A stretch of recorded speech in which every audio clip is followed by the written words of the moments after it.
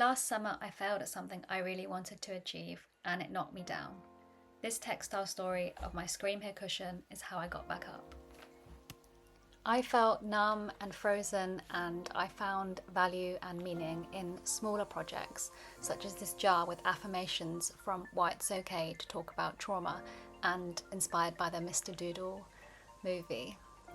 I passed my self-defense grading, and I spring cleaned my office that eventually would bring some joy. I closed down an email account I no longer needed, and I got rid of anything I didn't want anymore. And it felt good to shred them, like a closing ceremony. I tidied and I put in uplifting items from friends, and I reapplied to study elsewhere. My space refreshed and my mind re-energized. I have a stack of note cards by my desk of words I've read in books or words of wisdom from people in my life, and these help ground and guide me. If there's any that resonate, feel free to write them down. There may be some that stand out more than others, and that's okay.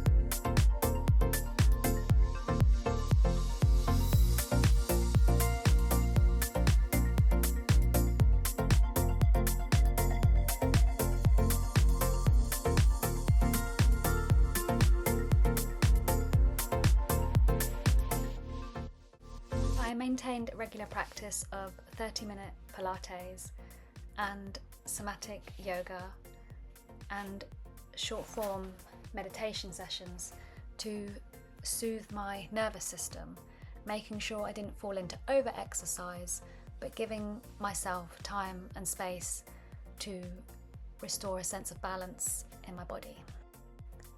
A practice I've learned from Anna Runkle, aka Crappy Childhood Fairy, has a writing practice free online and in her book Re-Regulated. Some mornings and nights it was the only tool I had to feel calm and regulated.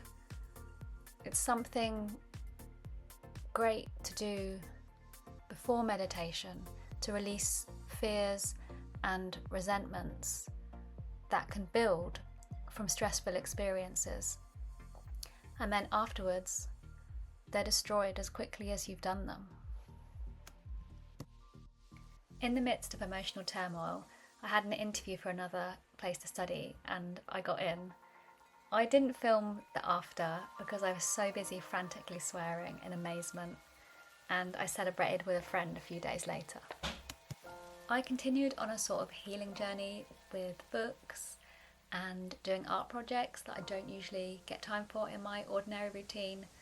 Projects that were forgiving and playful. My go-tos are painting and decoupage.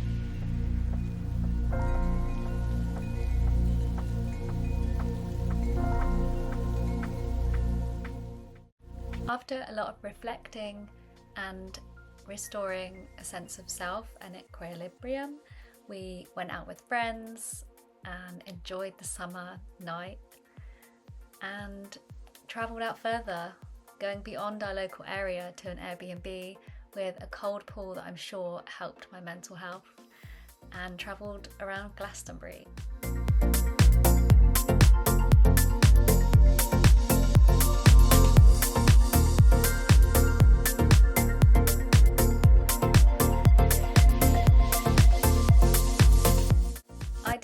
task I've been putting off, opening goodbye messages from past students that had passed, and I got the required reading for my new course.